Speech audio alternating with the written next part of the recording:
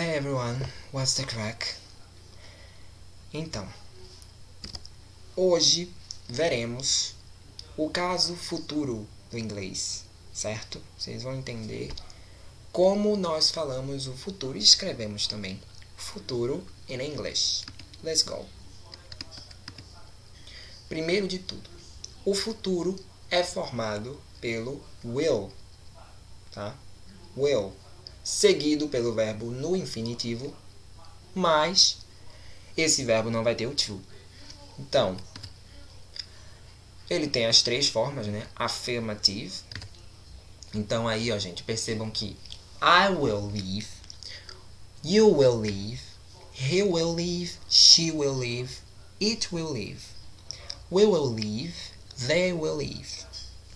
E eu posso simplificar o will acrescentando apóstrofo ll depois do pronome. Então, I, apóstrofo ll, leave. I'll leave. Então, eu leio I'll leave. Certo? Percebam que o leave, que é o verbo, ele não tem o to. Certo? I will leave. You will leave. Certo? Então, e as formas elas não vão mudar. Vai ser will para todos os pronomes. Não tem mais aquele caso do S, porque o S só é no presente. Beleza? Futuro não muda nada, a gente só acrescenta essa partícula will. Will que dá a ideia de futuro. Então, I will go, eu irei.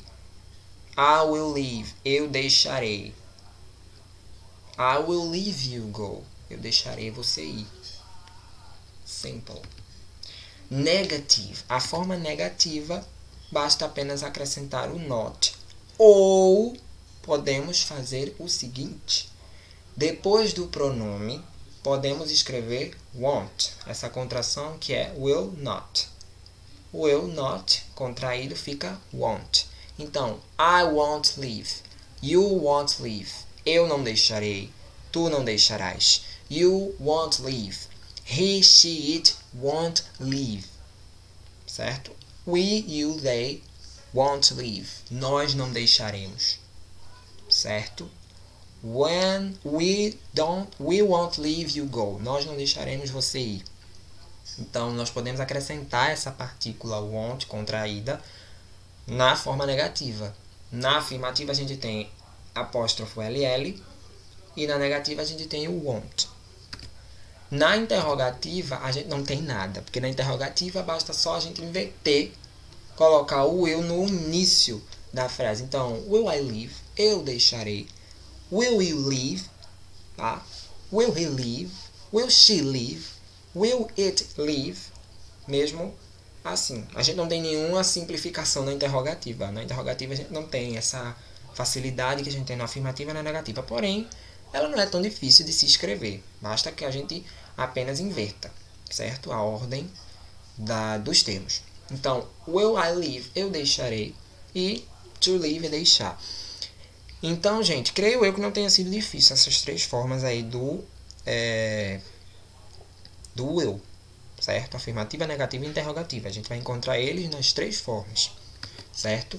E, ó, a gente também encontra o will usado junto com advérbios e locuções adverbiais. Como assim? Essas locuções adverbiais e os advérbios aqui abaixo. Ó. Tomorrow, que é amanhã. Next year, next week, next month, and soon. Soon é breve ou logo, certo? E o will ele pode vir junto desses advérbios e locuções adverbiais. Como assim? Exemplo. Will you be here next week? Will you be here next week? Você vai estar aqui semana que vem, ou seja, você estará aqui semana que vem. Will you be here next week? Então, óbvio que quando eu quero perguntar a uma pessoa se ela vai estar na semana que vem, eu tenho que construir uma frase com termos no futuro, porque eu não vou colocar nem passado nem presente. Eu quero saber do futuro, do que ainda vai acontecer. Então, we will be here next week. Você vai estar aqui na semana que vem? We will be here next week to work. Você vai estar aqui semana que vem para trabalhar? certo? Então, nessa primeira frase, nós temos a locução adverbial, aliás, next week, próxima semana, certo? Da ideia de futuro. Na segunda frase, we won't have classes tomorrow. We won't have classes tomorrow. Nós não teremos aula amanhã. Nós não teremos aula amanhã. We won't have classes tomorrow. Amanhã. Tomorrow. Certo? E aí, you will soon forget her. Aí, claro, eu contraí. Porém, posso escrever o you, will. Mas aí ficou you. Eu falo you. Certo? You.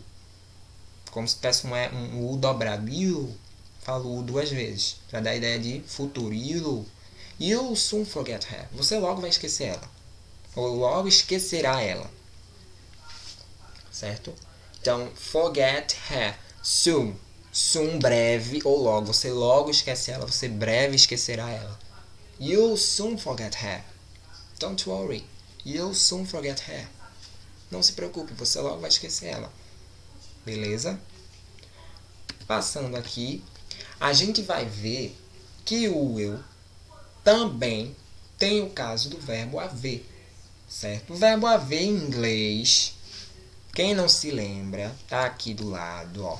There to be, é o there to be, que tem 4 formas de ser escrito. There is, there are, para o presente.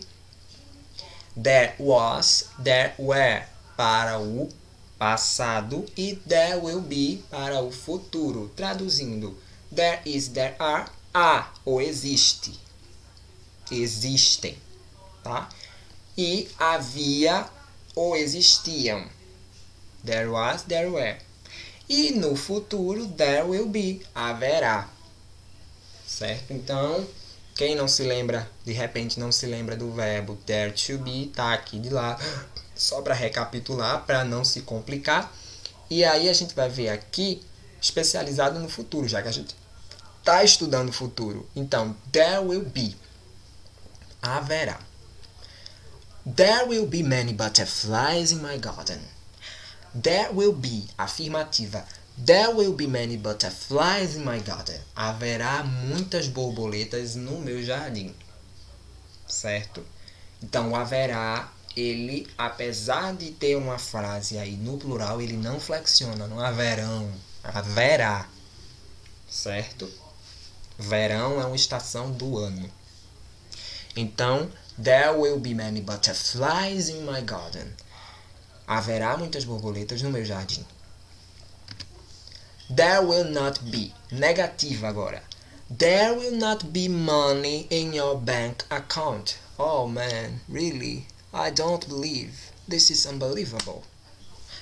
There will not be money in your bank account. Não haverá dinheiro na sua conta bancária. Que dor ouvir isso. There will not be.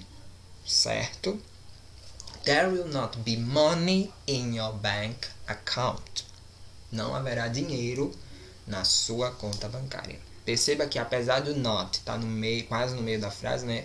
Quando a gente traduz, a gente coloca o não para frisar bem a mensagem, que a mensagem ali é negativa. Will there be? Will there be? Interrogativa.